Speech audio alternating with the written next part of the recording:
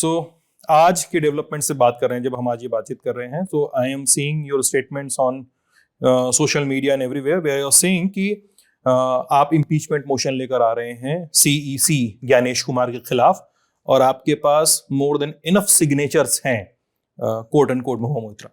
So Mahua ji, what is the impeachment motion against CEC Ganesh Kumar? देखिए, this is the first time that impeachment has been brought against any sitting CEC.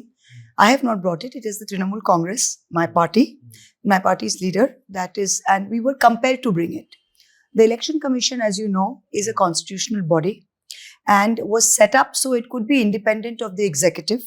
Okay. And it was meant to guarantee the franchise of every voter. As you know, in our country, when we were independent, we became a republic, everybody got the right to vote, male and female. And our first election commissioner, and this was after partition, and he personally went to all the refugee colonies to make sure that it was about inclusion, not about exclusion. So that is the point from where the election commission comes. And we've had very many independent election commissioners, starting of course with Mr. Session, before which we as children had never heard of the election commission. Chief election commission क्या होता है ये तो session जी हमको सब, at least हम लोगों के जनरेशन को तो पता चला, आप हमसे जूनियर है, पर एटलीस्ट उसके पहले तो पता भी नहीं था. उसके बाद हमारे बहुत सारे इलेक्शन कमिश्नर्स आए, बट मोर और लेस एक दो थोड़ा सा इधर उधर हो सकता है, बट मोर और लेस उनके चेयर के ऊपर कोई एक एम्बैरेसमेंट नहीं था. ये पहली बार हम जो देख रहे, election commission as a body has become a puppet of the executive and a puppet of the government. क्यों कह रही हैं आप ऐसा?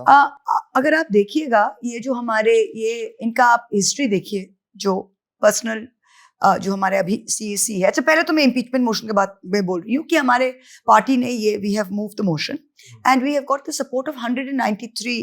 We have got signatures of 193. Now we have got this, yes, we can get the support of much more obviously, but you need 100 signatures in the Lok Sabha.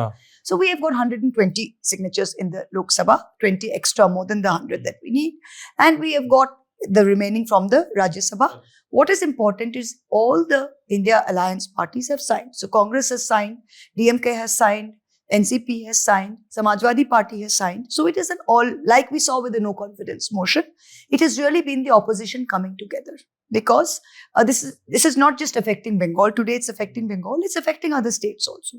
तो ये जो पहली बार हम देख रहे हैं जो CEC है, look, we have gone to meet him, but the arrogance with which, it's the first time I have seen a constitutional authority treat elected representatives like dirt. उनका जो arrogance है, उनका जो मतलब वो अपने आप को कुछ समझते हैं कि वो सबसे ऊपर है. क्योंकि दिसंबर में 23 में जब सारे एमपीज को सस्पेंड किए थे, आपको याद है, तब इन्होंने एक बिल लाया था, उन्होंने पास भी किया था कि इलेक्शन कमिश्नर के ऊपर कोई कार्रवाई, कोई एक्शन नहीं हो सकता.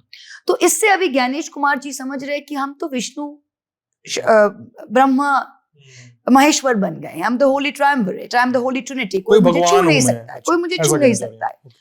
और आजकल का जो लॉज है वो ऐसा ही हो गया है कि छू नहीं सकता. आदमी कोई समझे कि अगर हम समझे कि मेरा कोई अकाउंटेबिलिटी नहीं है, हम जो मन करे, तो यही हो गया है. So now what has happened is, आप देखिएगा ये लास्ट ईयर हरियाणा के जब हुआ, महाराष्ट्र जब हुआ, जब ऑपोजिशन सारे वैलिड पॉइंट्स निकाले गए कि end of election, end of voting के बाद आपके कैसे बढ़े. जब महाराष्ट्र में जितने वोटर्स है ऑन द बुक्स, उससे ज्यादा वोट कैसे लगे, ये सब वैलिड क्वेश्चन का कभी हमें आंसर नहीं मिला. अभी आप बंगाल के सिचुएशन में देखिए, बंगाल में बहुत क्लियर था, आप एसआईआर करने जा रहे हैं, हमारे कोई आपत्ति नहीं है एसआईआर से, कोई भी आपत्ति नहीं है. आप मत सोचिए कि कोई आपत्ति नहीं है.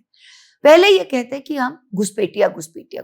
बिहार ने भी इन्होंने घुसपैठिया का, आपको पता था कौन घुसपैठिया मिला बिहार में? बिहार में 200 या 250 नेपाली हिंदू महिलाएं मिली जो अक्रॉस द बॉर्डर आके बिहार के लोगों से शादी की. बस इसके बगैर कोई एक भी फॉरेनर नहीं मिला बिहार में. बंगाल में ये घुसपैठिया का कहानी शुरू किया. लास्ट 10 साल में राज्यसभा में आंसर में होम मिनिस्ट्री बताया, पिछले 10 साल में 3,300 सिर्फ ऐसे मिले जो इंडियन नेशनल्स नहीं थे, who have been sent back to Bangladesh. So that story is flat.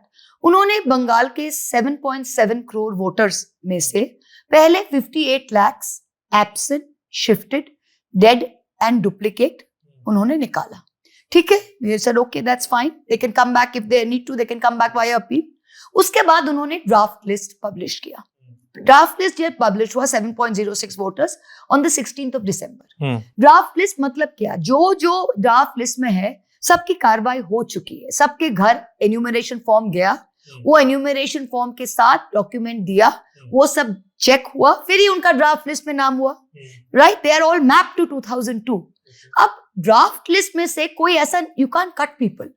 The Gyanesh Kumar ji told us very clearly, told India, whoever's in the draft list is going to be on the final list, except for the few that are in Form 6, Form 7, अच्छा, नए voter और deleted voter. उसके बाद क्या देखते, 16 दिसंबर के बाद randomly, literally randomly, 1.36 crore voters who have already been mapped to 2002, who have given all their documents, verified voters, उनको वो लॉजिकल डिस्क्रेपेंसी नाम करके उनको सब डाउटफुल वोटर्स बना देते, सबको हियरिंग कराते।